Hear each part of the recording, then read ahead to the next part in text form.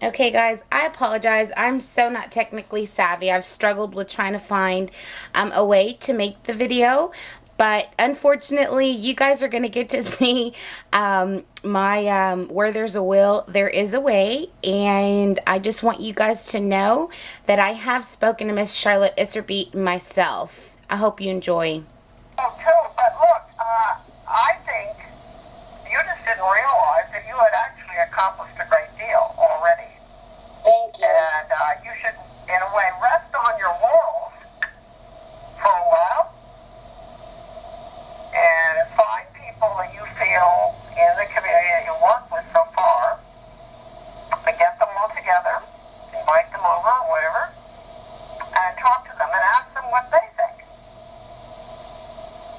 What's the best way to get this community, to bring it back, get it alive again, get people thinking, questioning? Ask them.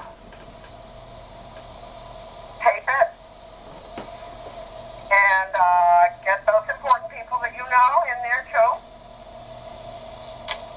But don't get, not too big, not too big. Keep the circle of small stuff. Yes, ma'am.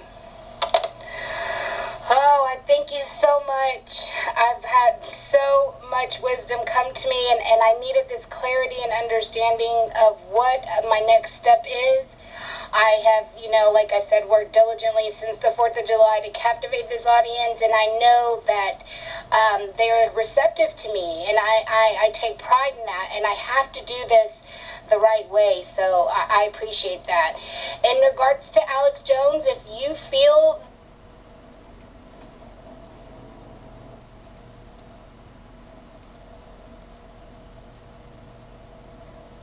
Skull and Bones, the order at Yale, 15 of them selected out of every junior class.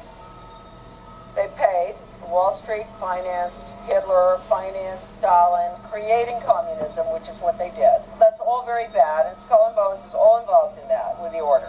They concerned the build-up of the three types of socialism: Bolshevik socialism in Russia, what we might call welfare socialism in the United States, and Hitlerian or National Socialism. And each book examines the financing and the contributions made by Wall Street, by international bankers, to the development of that specific form of socialism.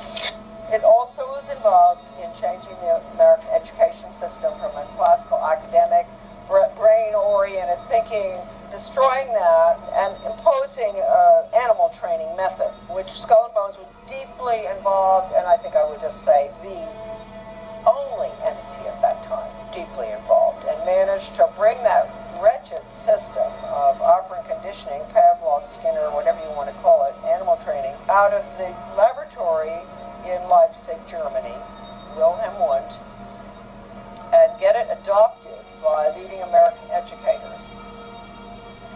Motivation and reward are crucial factors in learning. A motivated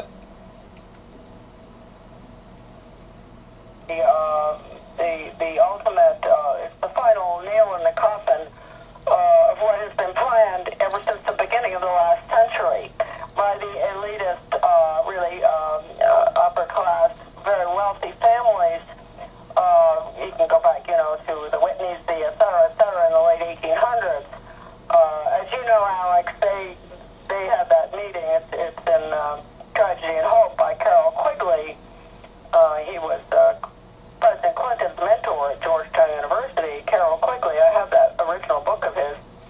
But I don't know on what page it is where he talked about how, and this is he was a historian for the Council on Foreign Relations, so he's not some little fly-by-night. He said that these individuals got together and they decided they had to basically control both parties at the top. So that when the American people go to the polls, we'll think we're going to get what we want, but we won't, because both parties are the same at the top. Now, if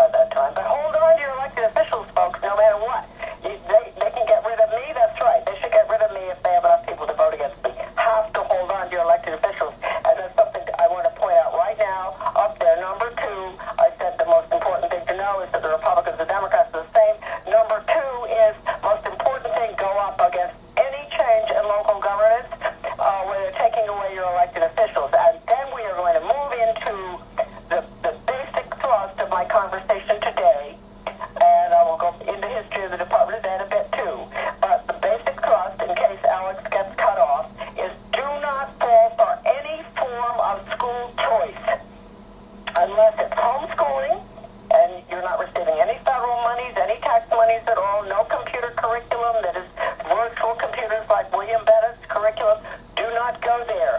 Nothing that receives tax money is going to be legitimate because, or safe, because your child will have to take the federal test. And the federal test is 60% attitudinal.